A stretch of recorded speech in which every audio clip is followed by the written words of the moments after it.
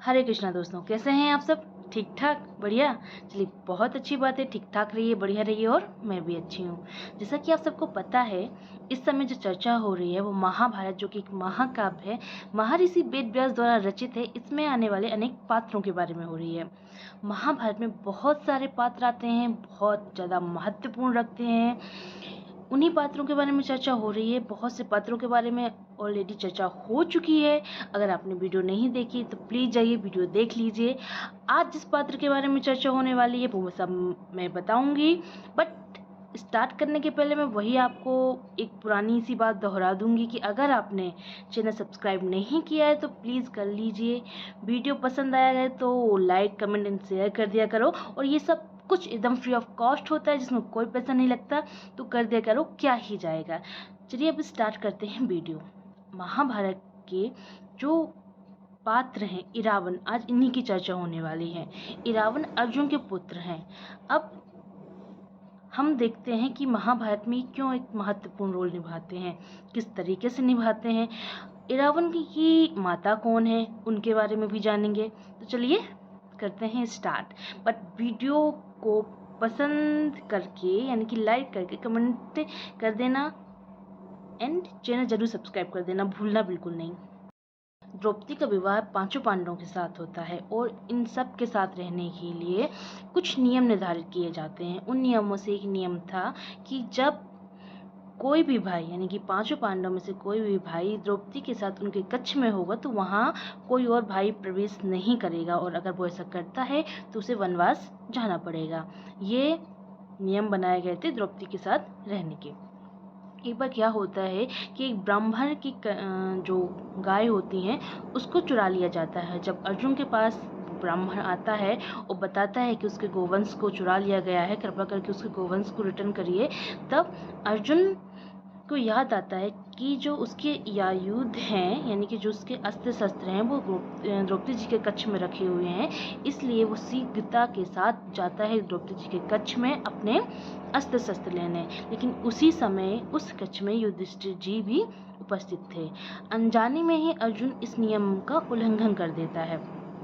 तो क्या था, अब जब पहले अर्जुन जाते हैं, गाय जो गोवंश थे ब्राह्मण का उसको वापस लेके आते हैं, और फिर वो आके अपने सभी भाइयों को बोलते हैं कि मैं वनवास को जा रहा हूँ क्योंकि मैंने नियम तोड़ा हुआ है। उस समय सभी भाई लोग बोलते हैं कि कोई बात नहीं, नियम तुमने जो भी किया एक अच्छे उद्देश्य के साथ किया था, तुम नियम तोड़ना नहीं चाहते थे, बट वो अनजाने में हो गए तो रहने दो। बट अर्जुन बोलते हैं कि नहीं, अगर नियम बनाया गया है तो उसको पालन करना भी आवश्यक है। और यह बोलते हुए वो वनवास की ओर चल देते हैं, वनवास अपना स्वयं ले लेते हैं। और पहले वो पहुंचते हैं हरिद्वार। हरिद्वार में अर्जुन अपनी नित्य पूजा अर्चना कर रहे होते हैं। उस समय वो गंगा नदी में स्नान कर रहे होते हैं। उधर पर ही एक नाग कन्या जिनका नाम था उलूपी, जो कि कौरव नागों के जो राजा थे उनकी पुत्री थी, वो वहाँ पर थी। जब वो अर्जुन को देखती हैं तो वो मोहित हो जाती हैं अर्जुन को देख के। अब वो अर्जुन के पास आती हैं और विनम्रता से अपना निवेदन रखती हैं कि जब से उन्होंने अर्जुन को देखा है वो उनके ऊपर मोहित हैं और वो अर्जुन से विवाह करना चाहती हैं। उस समय अर्जुन बहुत शांति से उनकी बात सुनते हैं और बहुत ही विनम्र तरीके से अपनी बात रखते हैं कि वो जो हैं वो भी विवाह नहीं कर सकते हैं। और जो भी हुआ होता है इंद्रप्रस्थ में कि ब्राह्मण की गाय का चोरी होना, उनका द्रौपदी जी के कक्ष में पहुंचना, और कक्ष में उस समय युधिष्ठिर जी का होना, जो उनके नियम थे, वो सब कुछ उलूपी को बताते हैं और बोलते हैं कि भद्रे में तुम्हारा प्रिय तो करना चाहता हूँ, लेकिन मैं अभी वनवास में हूँ, ब्रह्मचर्य का पालन कर रहा हूँ, तो मैं किस तरीके से तुम्हारी हेल्प करूँ, तुमसे विवाह करूँ, अब तुम ही मुझे बताओ। तो उस समय उलूपी अपनी बात रखते हुए बोलती हैं कि आपने जो ब्रह्मचर्य का व्रत लिया हुआ है वो द्रौपदी के संदर्भ में ले रखा है, किसी अन्य महिला के संदर्भ में नहीं लिया हुआ है। और मेरी इच्छा है कि आप मेरे से विवाह करें, क्योंकि मैंने जब से आपको देखा हुआ है मैं आप पर मोहित हो चुकी हूँ, और आज से पहले मैंने कभी भी किसी अन्य पुरुष के लिए ऐसा आकर्षण महसूस नहीं किया है। और अब आपका भी फर्ज बनता है कि आप मेरे से विवाह करें।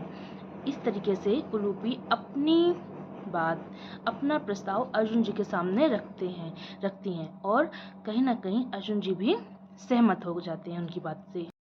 अब यूरोपी और अर्जुन जी का विवाह होता है और इनके समागम से एक पुत्र उत्पन्न होता है जिसका नाम रखा जाता है इरावन। इरावन अपने पिता की तरह ही वीर था, साहसी था। जब अर्जुन जी वहाँ से आ रहे थे, यानी कि नागलोक से आ रहे होते हैं, तब उलूपी उनको एक प्रॉमिस करती हैं कि जल में उनका कोई कुछ नहीं बिगाड़ पाएगा और जब भी अर्जुन जी को आवश्यकता पड़ेगी उनके लोग उनकी सहायता करेंगे। फिर अर्जुन जी आ जाते हैं। उधर उलूपी के पास अर्जुन का पुत्र इरावन बड़ा होता है, शिक्षा दीक्षा दी जाती है। इरावन भी बहुत साहसी था, निडर था, अपने पिता की समान सुंदर था। समय आगे निकलता है। जब पांडवों को वनवास हुआ होता है उस समय अर्जुन जाते हैं स्वर्ग, यानी कि स्वर्ग के जो राजा होते हैं इंद्र, वो आते हैं अर्जुन को स्वर्ग ले जाने के लिए, कुछ शिक्षा दीक्षा के लिए। और उस समय इरावन को भी पता चलता है कि उनके पिता स्वर्ग में हैं। वो वहाँ पर भी इरावन स्वर्ग जाते हैं अपने पिताजी से मिलने, जहाँ अर्जुन इरावन को फर्स्ट टाइम देखता है और बहुत ज़्यादा खुश होता है अपने पुत्र को देखकर। अर्जुन और इरावन जब स्वर्ग में थे तब अर्जुन इरावन से बोलते हैं कि आगे आने वाले समय में युद्ध होगा और उसके लिए तुम्हें तैयार रहना पड़ेगा। इरावन भी अपने पिता के आदेश का पालन करता है और युद्ध की तैयारी करता है। और जब युद्ध प्रारंभ हो जाता है तो इरावन अपने लोगों के साथ आके पांडवों के साथ युद्ध करता है। पांडव लोगों के पक्ष में रह के कौरवों के खिलाफ वो युद्ध करता है। जब महाभारत का युद्ध प्रारंभ होता है तब इरावन अपने लोगों के साथ मिलकर पूरे मनोयोग के साथ, पूरे इच्छा शक्ति के साथ पांडवों के पक्ष से युद्ध रखता है और बहुत ही वीरता के साथ अनेक राजकुमारों को वो पराजित कर देता है। जो इरावन थे वो अद्वितीय अश्वारोही थे। जब इनके अश्व दौड़ते थे कि ऐसा लगता था कि मान लो ये अश्व दौड़ नहीं रहे हैं बल्कि हवा में तैर रहे हैं, हवा में उड़ रहे हैं, ऐसा लगता था। इरावन ने अवंती, विंध्य और अनुविंध्य के राजकुमारों को पराजित किया था। इरावन के जो प्रमुख शिकार थे वो गांधार के 6 राजकुमार थे। इरावन इन 6 राजकुमारों के ऊपर अटैक करता है। इनके ऊपर अटैक करने के पहले वो इनकी सेनाओं को बहुत बुरी तरीके से मारता है, रौंद देता है और फिर इसके बाद इनके ऊपर आक्रमण करता है। जब गांधार के ये 6 राजकुमार इरावन को ये करते हुआ देखते हैं वो बहुत ज़्यादा क्रोधित हो जाते हैं। ये 6 राजकुमार एक साथ मिलकर इरावन के ऊपर अटैक कर देते हैं। जब 6 राजकुमार एक साथ मिलकर इरावन के ऊपर अटैक कर रहे होते हैं तब इरावन भी उनका बहुत अच्छे से उत्तर दे रहा होता है, लेकिन इरावन को इस टाइम पे बहुत ज़्यादा चोट आई होती है और वो भूमि में गिर जाता है। तब ये राजकुमार जो कि गांधार से थे वो ये सोचते हैं कि क्यों ना इरावन को जीवित पकड़ लिया जाए और ये 6 राजकुमार जाते हैं इरावन को जीवित पकड़ने के लिए। उस समय इरावन अगेन उठते हैं और इन 6 राजकुमारों के ऊपर प्रतिघात करते हैं, अगेन अटैक कर देते हैं और उनको बहुत बुरी तरीके से काट देते हैं। जब दुर्योधन देखता है कि उसके मामा के पक्ष के जो लोग हैं, जो संबंधी हैं, उनको इरावन ने इतनी बुरी तरीके से मारा है, तब दुर्योधन एक अम्बलुस नाम का एक राक्षस होता है, उसको अगेन बुलाता है और बोलता है कि तुम इरावन से युद्ध करो। अब अम्बुस और इरावन का युद्ध हो रहा होता है। इस युद्ध में इरावन जी जो थे वो एक राक्षस की मायावी शक्ति के आगे झुक जाते हैं, वह वीर गति को प्राप्त होते हैं। इरावन जी की डेथ महाभारत युद्ध के 8वें दिन हुई थी। ये पांडव के पुत्रों में से सबसे बड़े पुत्र थे, वह इनकी मृत्यु भी सबसे पहले होती है महाभारत युद्ध में। ये दिन 8वां दिन था। तो बस दोस्तों, आज की वीडियो में हम इतना ही रखते हैं। आज इरावन व यूरोपी जी के बारे में जाना हुआ है हमने। आगे की वीडियो में जो महाभारत में जो साइड कैरेक्टर रहे हैं, जो कि बहुत कम टाइम के लिए आए हैं, वो भी बहुत अधिक महत्व रखते हैं महाभारत में।